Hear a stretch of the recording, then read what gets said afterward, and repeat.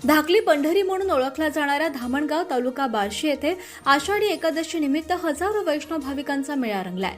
यावेळी भक्तांनी संत मानकोजी बोधले महाराज यांच्या संजीवन समाधीचं दर्शन घेऊन धनधान्यानं बळीराजाचं घरदार फुलू दे, रोगराईपासून बचाव होऊ दे अशी विनंती केली आहे। आषाढी एकादशीच्या निमित्तानं संपूर्ण दिवसभर भक्तांची मांदी आळी झाली। आषाढी एकादशी निमित्त धामणगाव येथे पहाटेपासून भाविकांनी उपस्थिती दर्शवली आहे। श्री संत मानकोजी बोधले महाराज यांच्या विठ्ठल भक्तीनं प्रसन्न झालेल्या पांडुरंगानं आपण आषाढी एकादशीसाठी धामणगाव येथे वास्तव्यास येणार असल्याचा त्यांना दृष्टांत दिला आणि गेली 400 वर्ष दर आषाढीस लाखोंच्या संख्येनं भाविक विठुरायाच्या गजर करत धामणगाव नगरीकडे प्रस्थान करू लागले।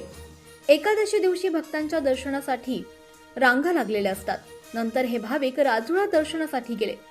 मानकोजींना दर्शन दिल्यानंतर पांडुरंग तिथे गुप्त झाल्याचं सांगितलं जातं।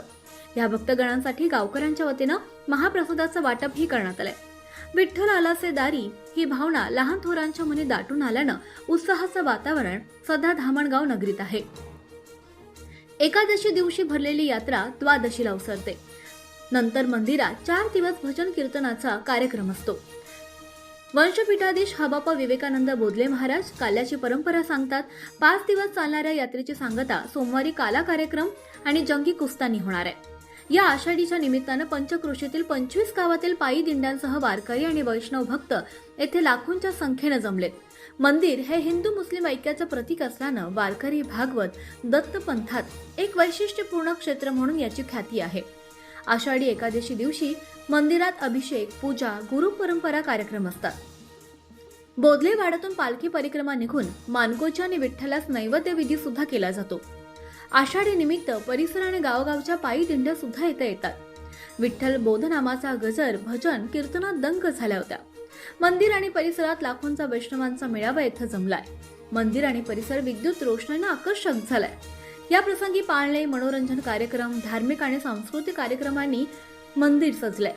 तसंच परिसर आणि रस्ते गर्दीने फुलून गेलेत। येथील उत्सव आषाढी पौर्णिमेपर्यंत चालणार आहे। पौर्णिमेच्या पहाटे नाथपंथी जोग, दुपारी कुस्त्यांचा फड, सायंकाळी दहीहंडी, काला सोहळ्यानं यात्रेची सांगता होणार आहे। वंशपीठाधीश हबाप्पा विवेकानंद बोधले महाराज यांनी याबद्दलची माहिती दिली आहे।